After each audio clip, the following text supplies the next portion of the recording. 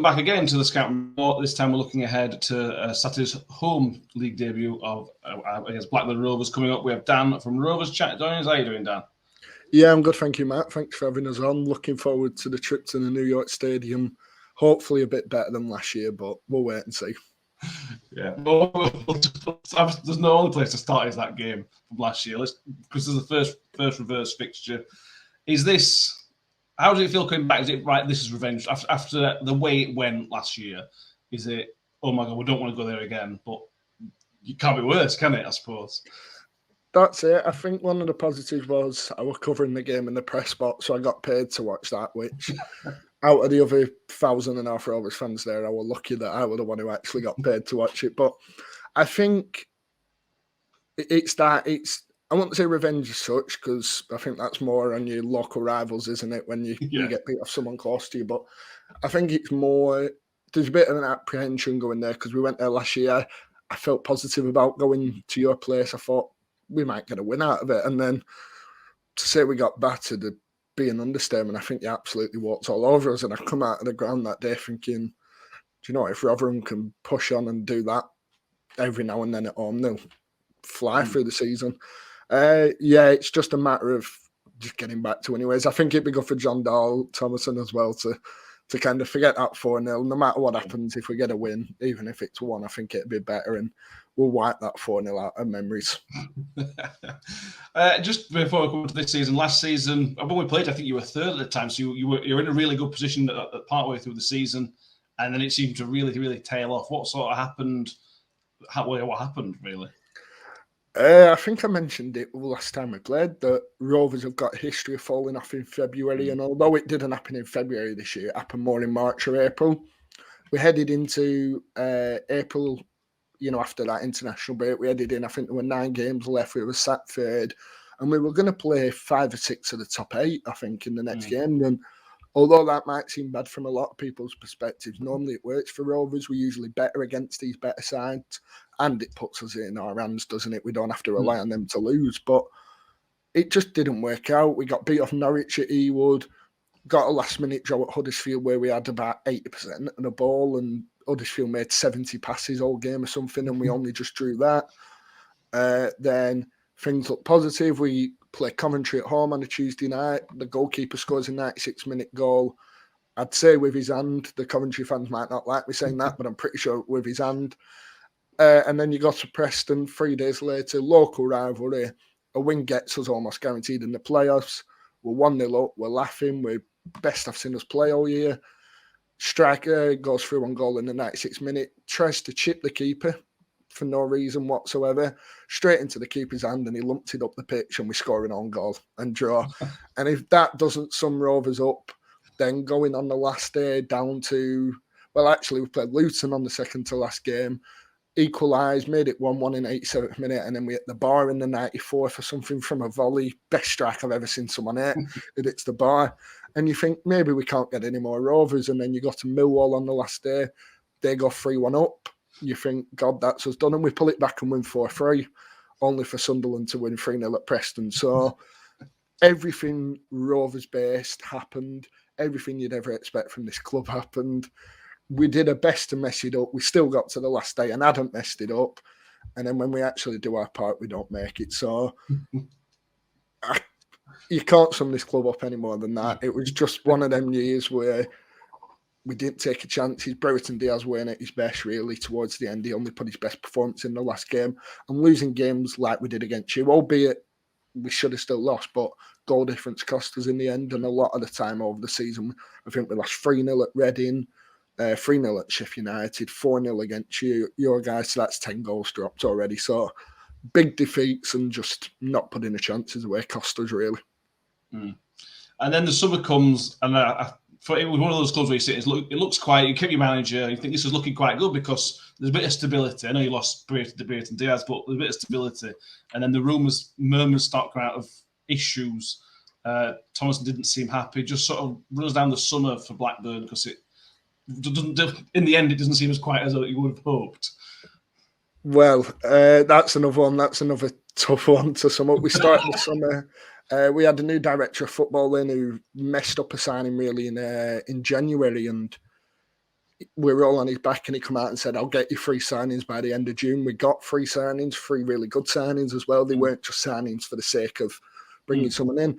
Everything looked positive, and then we were sat there one Sunday, I think we just played a friendly abroad, and a rumour come out that the manager were going to leave because he were upset with the budgets changing. Obviously, at first you read these reports and you think, oh, it's media trying to stir the pot. We've obviously had a bit of a history with the owners, and the media kind of calmed down off us. So you assume it's stirring the pot, and then it's come out as being true that the budgets have been cut due to tax laws. We've basically got Indian owners, and the tax laws have changed over there about sending money abroad. So there was rumours of the manager leaving. The only person who ever said anything from the club was the manager, and he's like, yeah, it's true. You know, not necessarily I want to leave, but there are budget cuts, the project's changed. And then everything feels really doom and gloom. And then you win on Saturday against West Brom, and now everyone's talking about promotion again and not needing anyone. So just the summer where I think uncertainty's been the issue. It's, if someone had come out and said, look, this is what's happening, I'm sorry I can't tell you more, but this is what we know at this stage, we'd have appreciated it. But we're all left in the dark, and you're kind of going through each week saying, oh, we've got the manager this week. Will we have him by next Sunday? Will we have him Sunday after? Hopefully it's calmed down now, but it's Blackburn Rovers. Like I said before, you never know with us. Anything could change. That's think is though, isn't it? They're not the best at communicating, are they? We all know from the outside. Well, just a bit. Talking about Saturday, because like I said, you're a bit of pessimism. West Brom, we never know what to expect from them, but that seemed like a really good win at home. Yeah, it was impressive. We started off quite sluggish. West Brom had a few attacks, not really making anything. Our defence is pretty good anyway. And then we get a goal through pressing them. They make a mistake. We scored a goal and everyone's celebrating it. Next thing you know, you look back up from your seat and Rovers have gone through on goal again and scored. Must have been 2 goals in 45 seconds. And it was just a killer blow for West Brom. And they come out well second half, responded again 10, 15 minutes and got a goal. But we looked comfortable. It weren't a nervy ending. It was because we know Rovers like to throw leads away. But if you were watching that as a neutral, you never thought Rovers were going to concede, really. And we didn't. And it was impressive. We're lacking a striker, I'm sure we'll go on to. But the young lad stepped up. Dylan Markande, 21-year-old, scored on his first league start for us. Harry Leonard, 19-year-old, scored on his first league start. So there's a lot of positivity around a very young side. And just Saturday was the perfect game to kind of take the focus off the field stuff and kind of focus back on football. Yeah, well, win does that, doesn't it? Talk us through a couple of players, mentioned a couple of sort of youngsters there. Is there any standouts? Because last season, every time he did one of these, somebody went Brayton Diaz, and that was the only question. This year, who are we looking at for which Blackburn players do you think are going to have a good season? Yeah, I got sick of that question last year. Brayton Diaz. 46 different previews and every one of them were mentioning him.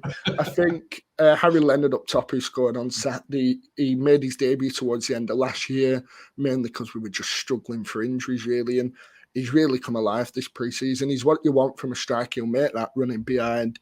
He likes running, he likes pressing, he likes doing everything you want, whereas our other strikers are quite physical. So he's definitely one to watch up top. I'd say if you've got defenders that like playing a bit more physically, they'll struggle against him because he's not going to get involved in that. He'll get in behind you. He'll make you work. Adam Wharton in the midfield, one that if you're a Championship fan, you'll probably hear him in the same way you've heard about Alex Scott this summer. Probably next year you'll hear about him a bit more. He's a really technically gifted midfielder. Good with the ball at his feet, just knocks it round so cleverly. He does the easy stuff, as you call it, but he does it so well that everyone loves him. Dom Hyam at the back, former Coventry man, just a solid option, player of the season last year. He's going to be absolutely key to Rovers having any hopes of getting near what they did last year. It's a team full of individuals more than anything. Like you mentioned with Brayton Diaz, every question was about him last year. It's not this year. We've got these 11 players. They're not the best in the league quality-wise, but they work their asses off, and that's what kind of get us up there, and that's what did towards the end of last year, really. It's the ethic. It's not... I could pick 10 or 11 teams out in this league that I think you've got a better squad than us, but I think we'll just push up because of that work ethic and that fight. Yeah. You talked about pressing. Is that sort of the way you think you're going to be this season? Maybe a bit more in your face and a bit more aggressive push. Yeah, counter-attacking. I think it's going to be the way forward. I think Rovers have tried for a few years under Tony Mowbray to try and play possession football. It never worked because you never had the players. You know, you look at Southampton play at Sheffield Wednesday the other week and they've got Ward-Prowse knocking it around in the midfield. We don't have that. We don't have proper passing players. We've got your Adam Whartons who are going to make that final pass in behind the defenders. So pressing's the way forward. It got us both goals. We've got energetic, you know, high-pressing wingers and an attacking mid in Sammy Smodics and a striker that will do it. It's got to be our way forward because I think if you try and play people off the park, we always end up losing. So we prefer it. It's sometimes maybe harder to watch when the other team's got the ball for 60 minutes, but it benefits us a lot more. And it's the way I can see us going, especially with the amount of good sides that are in this league. Yeah. Let's go for predictions then, Dan. What do you reckon? Give us a score prediction. I'm assuming we're not going to say 4-0 Rotherham. I'm going to go for a win purely on the basis that I don't back us to lose. I think it'll be a good game, hopefully. I hope it's a lot closer than last year. I'll go for 2-1 Rovers. I think we don't have that bit in us to keep clean sheets, but I think we'll just be able to grind out results. But after last year's prediction, I think I said 2-1 Rovers then, and it ended 4-0. So trust me, I'm not taking anything for granted, and hopefully we can get a win. I'll go 2-1. Who has a clue? It's Rovers. And I know Rotherham are just the same. I expect you to win some weeks. You don't, and then you go and nick these silly results you get. Yeah, that's very us. Very, very us. Thank you, Dan. So thank you, everybody, for watching. Please make sure you subscribe on the YouTube channel and give the video a like as well. And Dan, just let everybody know if they want to see the Blackburn side of things, let me know where they can find it. Yeah, thank you very much. Rovers Chat _ on Twitter. Rovers Chat on YouTube. That's the main two outputs. We're on everywhere, but Twitter and YouTube are the main thing. So if you want to watch Rovers, we'll have reaction as well after the game. It'll be a bit delayed if we lose the game as always, but you know, we'll still react to it regardless. But thank you very much for having us on, and good luck for the season as well. And you. Thank you very much. Thank you for watching, and we'll see you all next time.